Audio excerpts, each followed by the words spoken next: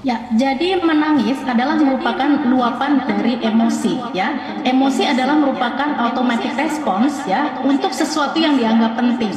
Nah, makna dari tangisan adalah, ya, tangisan ini bermakna untuk mendatangkan empati, untuk mendatangkan perhatian.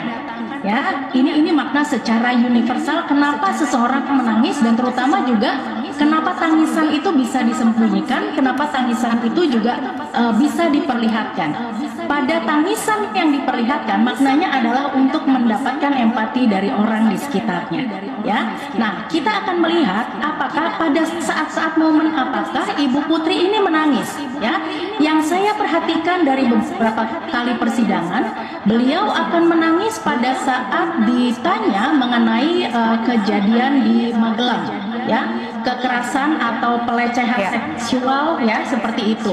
Nah, kemudian di momen-momen yang lain untuk hal yang dianggap penting juga tidak menangis, ya. Nah, tangisan itu memang ada yang tangisan secara genuine karena merasa apa yang sedang dirasakan itu sangat menyakitkan hati, ya, atau beliau mengatakan malu atau aib, ya. Tetapi tangisan juga bisa merupakan sesuatu yang harus yang bisa direkonstruksi. Nah, ketika seseorang berada di satu persidangan pastinya juga tidak menyangka, ya, bahwa kondisinya menjadi sedemikian genting pada saat ini, terutama di momen-momen akhir sidang ini, ya. Maka dengan sangat mudah, ya, seseorang kalau ingin dibawa kepada suasana untuk menangis itu, maka akan mudah untuk mengeluarkan emosi tersebut. Iya, Gitu, Bu Monika, ini kan tapi di sini ada ya, Bu Monika, tapi kan dalam persidangan kali ini hakim juga beberapa kali menemukan ada ketidakkonsistenan dari pernyataan ataupun keterangan Putri. Apakah empati yang Anda sebut tadi ini bisa terbentuk namun tidak mempengaruhi penilaian hakim? benar sekali bahwa empati ditujukan untuk mendapatkan perhatian dan ternyata hakim juga tidak tertrigger dengan upaya untuk berempati. Memang berempati hakimnya, tetapi untuk menanyakan apakah Anda masih bisa melanjutkan persidangan ini dan sebagainya, ya. Karena apa? Hakim juga akhirnya mengubah verbal style-nya ketika biasanya mengatakan saudari atau terdakwa kemudian menjadi kamu, ya. Kamu adalah hubungan yang ada gap antara penanya dan juga yang ditanya, gitu ya. Nah, kemudian juga kalau kita melihat ada ketidakkonsistenan, ya, ketika PC mengatakan bahwa masih trauma, bahkan meminta kepada publik dan khalayak untuk ikut merasakan apa yang sedang dirasakan. Artinya kalau merasakan trauma, ya, bahkan seseorang mungkin tidak bisa lagi menyebut dengan kata Dek Yosua. Dan ini yang selalu Putri juga masih menyampaikan Dek Yosua. Biasanya ketika seseorang berada dalam situasi yang masih emosional, maka panggilan kepada seseorang pasti akan berubah. Tersebut sudah entah hanya namanya atau bahasa lain yang bisa muncul. Ya, dalam keterangannya Putri juga menyebut bahwa ia sempat bertemu dengan Yosua lagi untuk meminta dirinya keluar atau resign.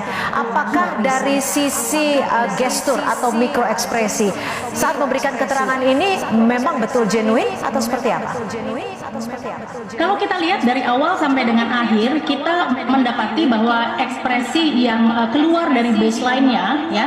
Jadi kalau baseline-nya ini adalah apa yang disampaikan oleh Ibu Putri ini, ya, seperti sedang menceritakan sesuatu, sedang menceritakan suatu cerita, tetapi menjadi keluar dari baseline ketika hal yang berkaitan dengan pelecehan seksual, ya.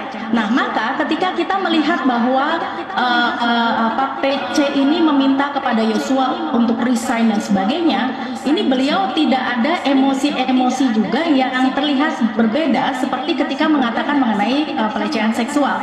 Jadi seperti sesuatu yang membaca sesuatu yang scripting seperti itu. Jadi tidak terlihat keluar dari yang sebiasanya emosi atau ekspresi yang ditunjukkan. Nah, kalau ternyata emosi yang ditunjukkan ini berbeda, nah di situ kita bisa melihat bahwa ada apa ya dengan hal tersebut. Tetapi yang saya perhatikan ini semuanya masih sama aja. Iya, jadi Anda melihatnya ada urutan ataupun scripting yang memang ingin disampaikan oleh terdakwa Putri Chandrawati. Bu Monika, saat di persidangan Putri Chandrawati juga ditanya oleh hakim kenapa tidak visum. Putri menjelaskan malu, takut aib, dan takut tidak dicintai lagi oleh suaminya. Bagaimana Anda melihatnya? Ya, Putri PC ini sadar ya bahwa suami dan keluarga adalah merupakan value tertinggi dari kehidupannya. Namun ya ada yang tidak sinkron bahwa ketika seseorang memperjuangkan value hidupnya ya maka apapun akan dilakukan. Jadi kenapa Putri yang sudah mengatakan bahwa sudah memaafkan Joshua ya ternyata tidak bisa mereframing mindsetnya untuk mengatakan bahwa ketika saya berani untuk bercerita bahkan hal yang paling detail sekalipun itu adalah karena saya berjuang untuk keluarga saya, sehingga kata malu atau aib tidak lagi keluar ya. Gitu. Nah kita juga ketika kata malu atau aib ini tadi ya karena yang jelas ini adalah korban gitu. Malu terjadi ketika seseorang karena kalau frameworknya korban maka rasa malu atau aib yang selalu menjadi alasan itu juga sudah dikesan.